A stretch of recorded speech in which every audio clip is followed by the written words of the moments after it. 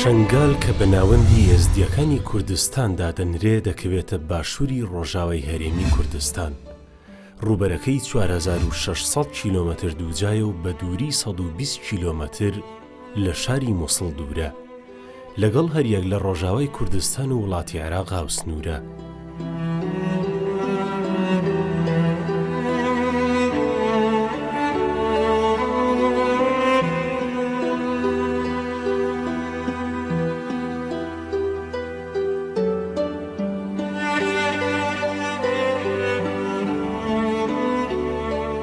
ئاینی ئێزدی یەکێکە لەو ئاینە کۆنانەی کە دەگەڕێتەوە سەر ئاینی میترایی کۆن. ئەمە لە دابوونەریت و ڕێوڕسمەکانی باش دیار دەبێ کاتێک کە بەراورد دەکەین بینی ئاینی ئێزدی و بینی ئەو ئاینانەی کە لە سەرکە لە وەختی میترائیزم بووە و تا دوای میترائیزمیش. ئەم ئاینە یەکێکە لە ئاینە سروشتیەکان، یەکێکە لەو ئاینانەی کە تەواوی بیر و باوەڕەکانی بەستراون بە سروشتەوە. ئێزدیەکان زۆربەی هەرە زۆری ئێزدیەکان لە عێراق و کوردستان ئەژین، نزیکەی 500 تا 550 هزار ئێزدی لە عێراق هەن، 20 ئێزدی لە سووریا هەن، لە جۆرجیا و ئەرمێنیا و لە تورکیا هەن، لە ئوکرانیا هەن، لە رووسیا، هەروەها ڕەوەندێکی زۆر لە ئەوروپا هەیە و دیسا ئەمریکا و ئوسترالیاش.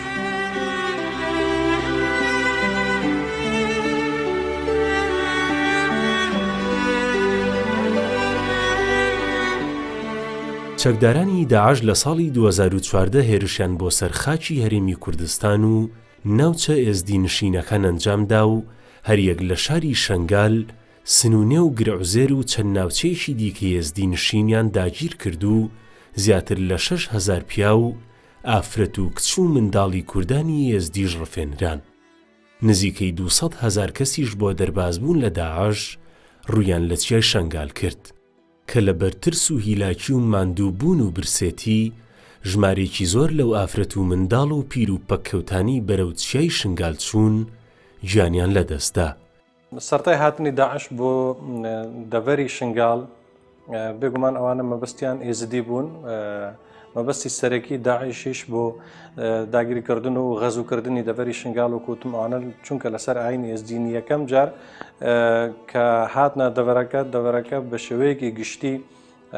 دەستیان کرد بە قەتڵ و عامی خەڵکی ئەم دەڤەرەیە.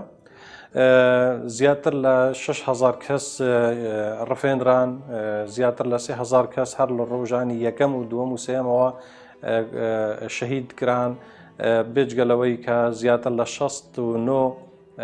مەزارگەی ئێزدی شوێنی ئاینی پیرۆزی ئێزدیەکان دیسان تەغیێرڕان و بە شێوەیەکی گشتی مەنتیقەکە خاپوور و وێران کرا. و ئەم ئاسارانەش تا ئێستاش بەردەوامن، یعنی با بڵێن جینۆسایدەکە هەر بەردەوامە، چونکە ئێزدیەکان زۆربەی هەرە زۆریان لەسەر مڵک و ماڵی خۆیان نین. دەستیان کرد بە گۆڕینی ئاینەکەیان، دەستیان کرد بە جیاکردنەوەی خەڵکی ئەو مەنتیقەیە، جیاکردنەوە و پرتکردنی ئەندامانی یەکخێزان.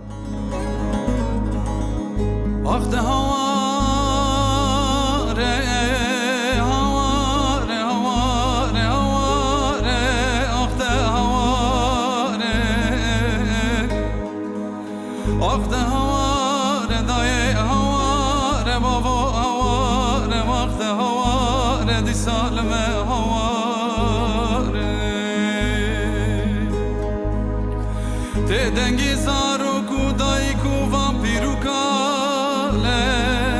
Khire khiru gaziye erdere khundbare Wala keseki jimeve nayi khware Neji kesti bize şengala brindare داگیرکردنی شنگال و ناوچە ئێزدی نشینەکان لەلایەن داعش وای کرد ئێزیدیەکان شوێن و ماڵیان جێبهێڵن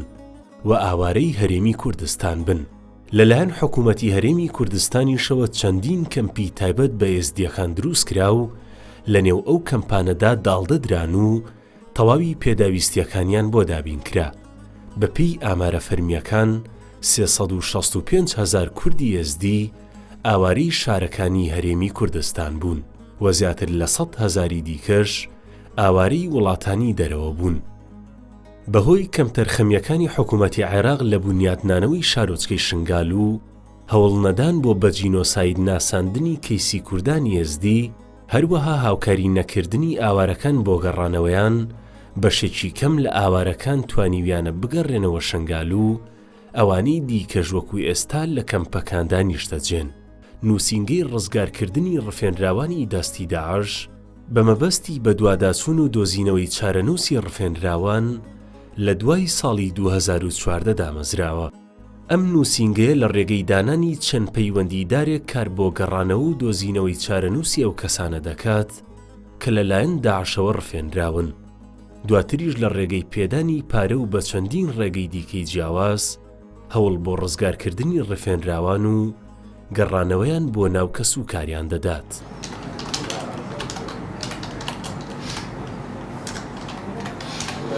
ساعتی مەباوە مراجعەیەش باوەتکردن دایرە مەختوفینە پێی شخصی مێر وێدەرێنە معلومات هاتینەوە وتگرتینە وەزار عەلی قوڵۆ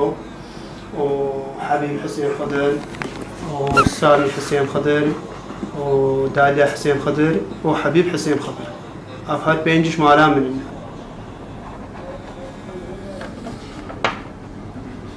پاش ڕفاندنی زیاتر لە 6,000 کەسی ئێزدی، نووسینگەی تایبەتی بەڕێز نیچیروان بارزانی جێگیری سەرۆکی پارتی دۆسەیەکی تایبەت بۆ هێنانەوە یاخود ڕزگارکردنی ئەم ڕفێنراوانە کردەوە. ئەم دۆسیەش بە ئێمە ڕاستپێڕا و ئێمە نووسینگەیەکمان کرد لە دهۆک و لە دهۆکیش ئەوانە دەستیان کرد بە ئیش و کاری خۆیان وەکو ڕزگارکردنی ئەوانەی کە ڕفێنرابوون لە لای داعشەوە. ئەمە دوای ئەوە هات کە ئێمە داوامان کردبوو لە ئەمریکا لە کۆمەڵگای نێودەوڵەتی بە شێوەیەکی گشتی لە عێراق و لە زۆربەی ئەو ڕێکخرا و ئەنجیۆوانەی کە پەرە بە بواری ئافرەت و منداڵ و مافی مرۆڤ بە شێوەیەکی گشتی دەدەم، بەڵام زۆر بەداخەوە کەس بەهانای ئێمەوە نەهات تا وەکو کاک نیچیروان بارزانی ئەم دۆسەی کردەوە و خۆشبەختانە تا ئێستا لە ڕووی مادی و معنەویەوە بەردەوامە لەگەڵمانە و تا ئێستا زیاتر لە 3,000 کەس لەوانی کە ڕفێنرابوون بەهۆی ئەم نووسینگەوە گەڕاونەوە ناو کەس و کارەکانی خۆیان و یاخود ڕزگار کران. پشتی ئەو جینۆسایدە بسەرێک کوردێت ئێزدی هاتی دەڤەرا شنگاری و دەور و بەرێتوی و دەبەرێتدی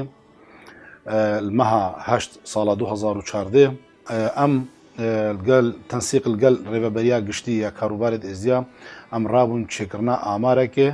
کە چەند کەس هاتینا گرتنە کەفنە دەستی تیرۆریستادا ئەنجامێ وێدا بۆ مەدیار بوو 6,417 کەس بووینە ئێکسیر کەفتنە دەستی تیرۆریستادا. لەوما سەر بڕیارەکە بەڕێز کاک نیچیروان بارزانی و نویسینگەها ڕزگارکردنا ڕەواندیە المەها 10 ساڵە 2014 هاتەڤەکردن ئێکش ئارمانجێت سەرەکی ئەو بوو ڕزگارکردنا ئەو کەس و کارێتما ئەبێت دەستی تیرۆریستێت داعشدا. ژمارەیەکی زۆر لە هاوڵاتیان بە تایبەت کوردانی ئێزدی بە مەبەستی دۆزینەوەی چارەنووسی کەسوکاریان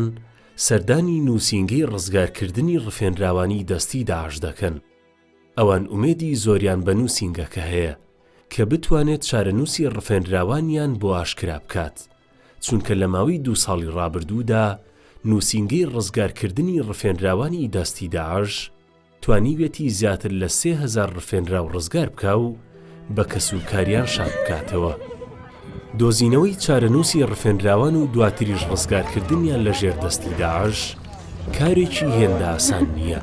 چونکە بەشێکی زۆر لە ڕفێنراوان لە دوای نەمانی داعش لە عێراق بەرەو سووریا گوازراونەتەوە و ئەمەش کارەکەی سەختتر کردووە. بەڵام نووسینگەی ڕزگارکردنی ڕفێنراوانی دەستی داعش لە ڕێگەی دانانی تیمێکی تایبەت بە پەیوەندیداران کە کاریان گەڕان بە شوێن چارەنووسی ڕفێنراوان و دۆزینەوەیان لە هەر شوێنێک بێت لە ڕێگەی پێدانی پارە بەو کەسانی لەگەڵ داعش پەیوەندیان هەیە کار بۆ ڕزگارکردنی ڕفێنراوان دەکەن.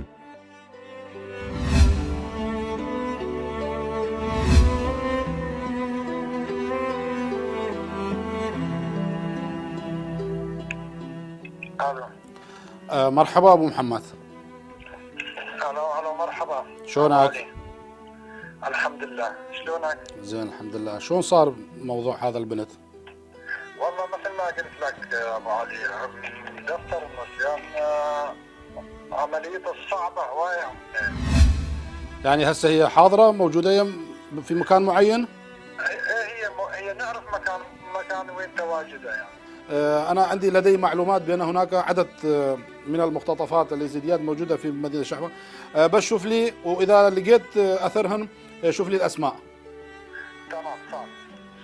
أسألك ممنونة أيما دسكير فندرا إزدي كمالا من رزقار كدي ديكا منو وخشكا منو بايا مش دسوان داعش خلاص بونا مالا وانا و 6 نفری مگل که خطر هدا بون هر ششی خلاص کردن. زور سپارس بۆ دەستگەهێ ڕزگارکردنای ئێزیدی چاغێ ئەزوو زاڕۆی من خلاص کردیش دەستەی داعش. ئەسۆپاسیاوی بکەم دەستی داعش خلاص کرد سێدە نەفەر مکتبانی چێفان ئەسمە منیریمە سوپاسیاوی بکەم.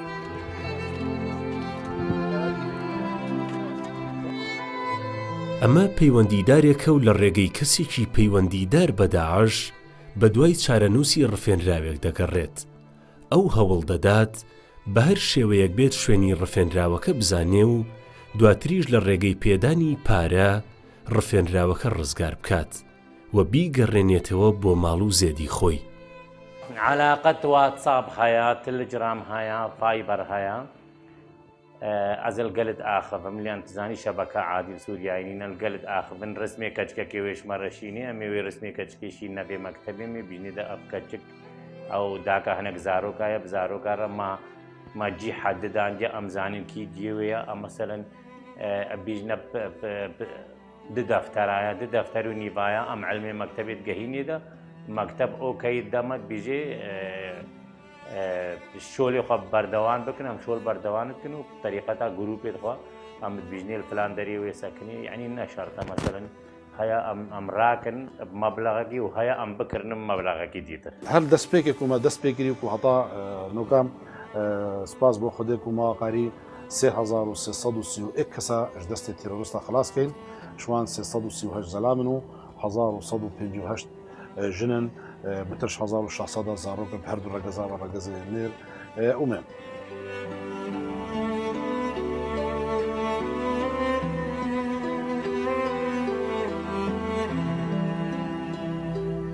نووسینگەی ڕزگارکردنی ڕفێنراوانی دەستی داعش لە ڕووی دەرونیەوە کار بۆ دووبارە گەڕانەوەی ڕزگارکراوان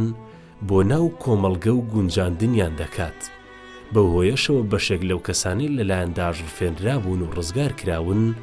لە دوای گەڕانەوەیان بۆ ناو کەسوکاریان ژیانێکی ئاساییان دەست پێ کردوتەوە و لەلایەن خانەوادەکانیشیانەوە باوەشیان بۆ کراوەتەوە تاوەکو جارێکی دیکە بتوانن لەسەر پێکانی خۆیان بوەستن و بەردەوامی بەژیان بدەن.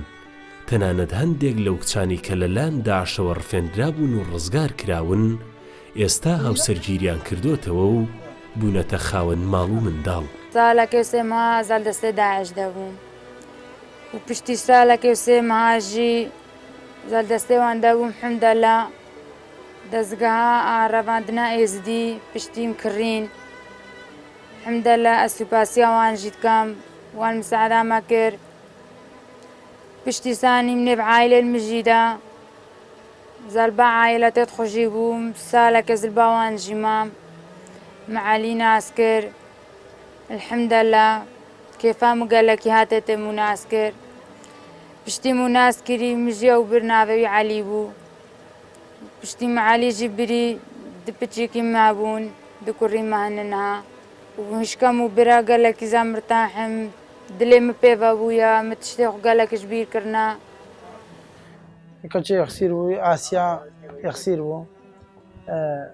دەست داعش دەبوو تعدیل لێکردن و تەعتیر لێکردن هەمش کاکردن نەبێ بتنێ کیفامژێ ڕەهات و مبێر و مدیت کەزی سەربلنە مەسکەچەکە ئێزدیا بەما یەخسیر پشتی هاتی کیفام وێژێک ڕەهات مایەکو دەدیت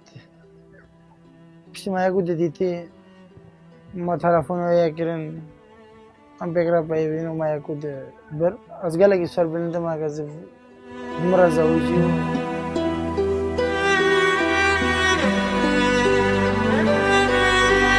و دعوتها وزوجي وخير وخوشي ورب العالمين وخاتم الجليل.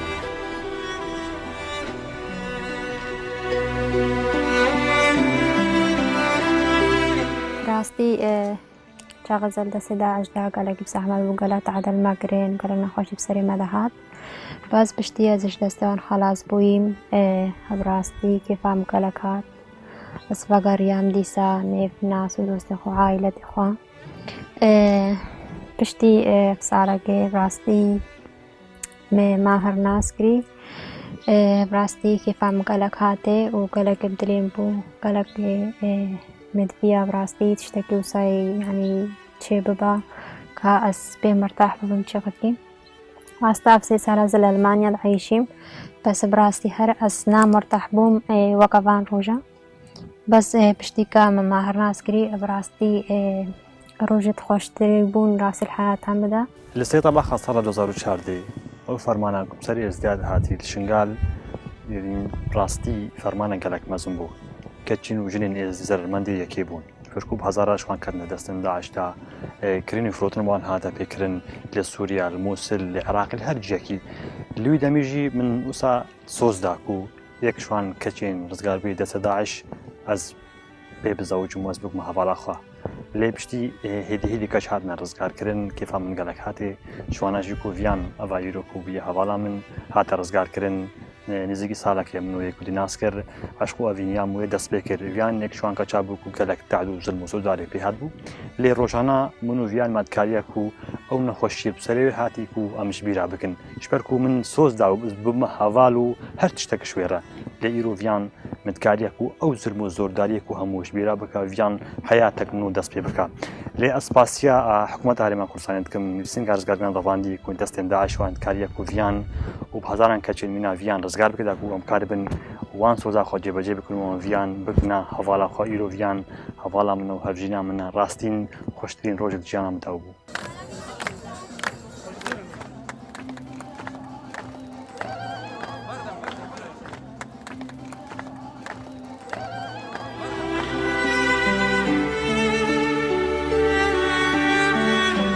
ئافرەت و کچانی ڕفێنراوی ئێزدی لەلایەن داعشەوە ڕوبەڕووی دەستدرێژی سێکسی و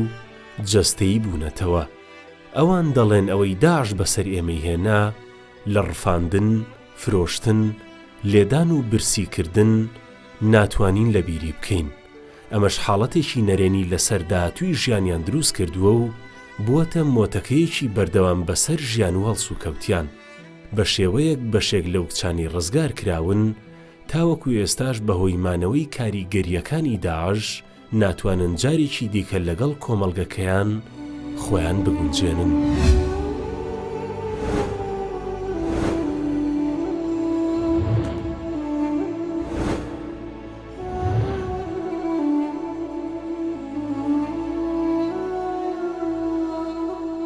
سێ ساڵە و سێ مەهات دەستێ داعشدا بووم و نەخۆشی مادکردن دیمە متفرۆتن تشتێکی قەنج و خۆڵێمان نەکرد بوو دیمە متبن و تعادل مادکردن حەقالەکە یەکیژی مدوێن و تعادل مادکرد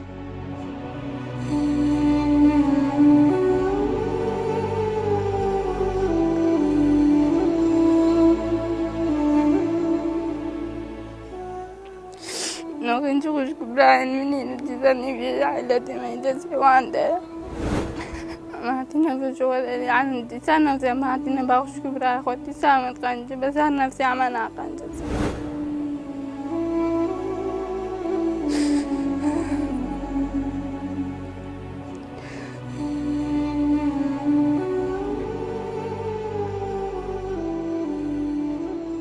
خۆشبەختانە تا ئێستا توانیمانە زیاتر لە 3000 کەس ڕزگاری بکەین بەڵام پاش ڕزگارکردنی ئەوان دیسان کۆمەڵگەی نێودەوڵەتیوانە بەهانەی ئێمەوە نەهاتن بۆ دووبارە یارمەتیدانی ئەو کەسانی کە لە تز داعش ڕزگار بوونەتەوە ئەوانە زۆربەی هەرە زۆریان پێویستیان بە چارەسەری دەرونیە پێویستیان بە دووبارە ئامادەکردنیان بۆ ناو کۆمەڵگەی خۆیانە وێ ئۆفیسێ و سەرپەرشتیارێ وێ ئۆفیسێ بکەم کاک خەیری و ڕێبەبەری گشتیە کاروبارێت ئێزدی و هەواڵێت وی و پڕاستی کارێکی گەلێک پیرۆز و مەزن ئەنجام دەدەن جارێکا دیژی ئەس ji hemî kes û kar û xuşk û birayet me yê êzidî piştrast dikem wan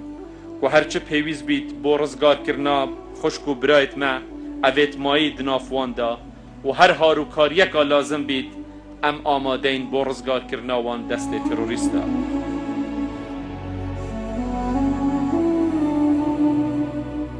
بە گوتەی بەرپرسانی نووسینگەکەش